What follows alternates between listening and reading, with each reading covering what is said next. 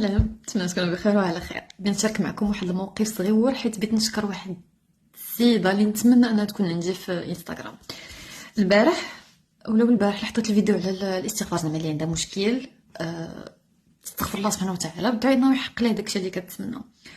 واحد السيد في يوتيوب، ماشي سيده، سيد، مع انه الفيديو موجه للبنات العيالات، جاوب و اش نقول لكم، اتهمني بالجاهله. هذيك ماشي مشكل، وصون فيش. انا اللي بان لي في شكل هو انه انسان كتب واحد الجريده كبيره، في حين انه الا مشى داك الوقت اللي ضيعو كيكتب في داك الكومونتير وكيعطي لي ديتاي، وهذا مشى دارو في شي حاجه اخرى ولا مشى يستغفر ولا قرا قران، كتكون حسن ليه. مي نقولوا ماشي مشكل. فبديت نشكر هاد البنيوته، سميتها نور الهدى، اللي بان لي في الكونت ديالها، حيت هضرات بالحق. قالت له زعما راه في اطار جبر الخواطر، حيت هو قال لك لا انا جاهله وما خاصش داكشي يكون.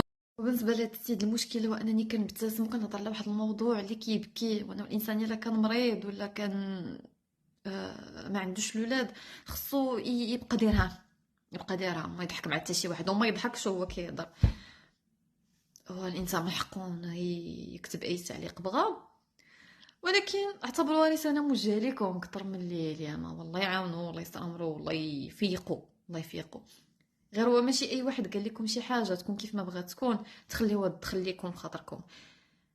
ما غاديش ننكر انا في الاول، خصوصا فاش كنت دايره الكونت الاول ديالي، دون يونيفرس الاول، البنات اللي كانوا عندي من 2014.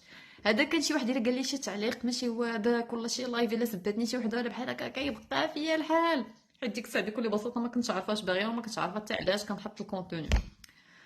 ف دابا عرفوا الاهداف ديالكم، عرفوا علاش كديروا الحاجه، واللي باغي يهضر يهضر، حيت الانسان راه يهضر يهضر، درتيها زوينه ولا درتيها خايبه.